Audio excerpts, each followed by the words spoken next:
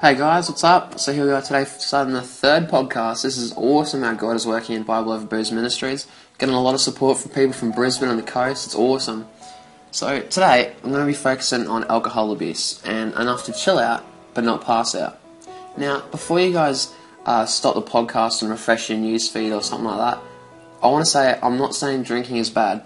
Having a few drinks with your mates, I believe, is fine. But make sure you control it, not let it control you. Because God gave us one to use and not abuse. As it says in Genesis 27:28, may God give you heaven's dew and earth's richness, and an abundance of grain and new wine.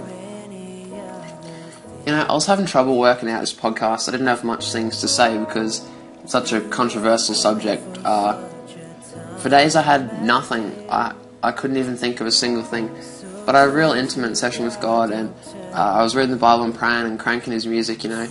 And He gave me the inspiration to write this week's podcast. So this time, don't thank me. Make sure you thank Him for this week's word, you know. The topic of teen drinking, obviously, like I said, is a very controversial subject. Parties and drinking is a usual teen's weekend routine. I admit that. The only sense of fun, excitement, and way to hang out with a whole heap of people. I know, as a 17-year-old teenager, there isn't much else to do other than party, because partying is fun. So I'm definitely not saying don't drink, you know. I'm talking about controlling the habit, because most of us teenagers will say we don't have a habit, but then we say you can't have fun without drinking, and that is totally wrong.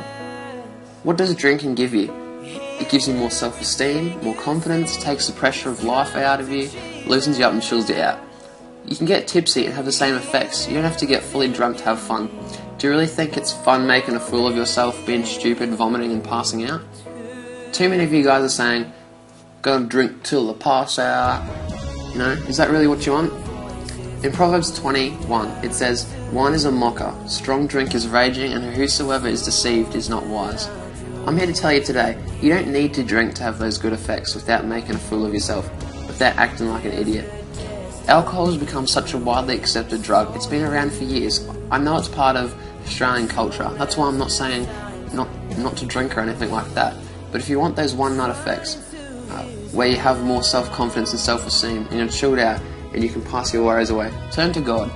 There's a voice that is calling out to you today. He wants you. He can give you all that and so much more. He doesn't care how much bad things you've done or how you've been brought up. He loves you. He's constantly reaching His hand out to you guys, or you're all getting drunk and passing out. He is saying He can give you what alcohol can't give you. You can become dependent on God. You don't have an addiction. You can have an addiction to Jesus, because He can do so much more than alcohol can. And unlike alcohol, which reduces your pathways, He opens them up for you. He opens so many things up for you, you can even choose. You might be looking at your lives. What have you got planned? Especially you big drinkers.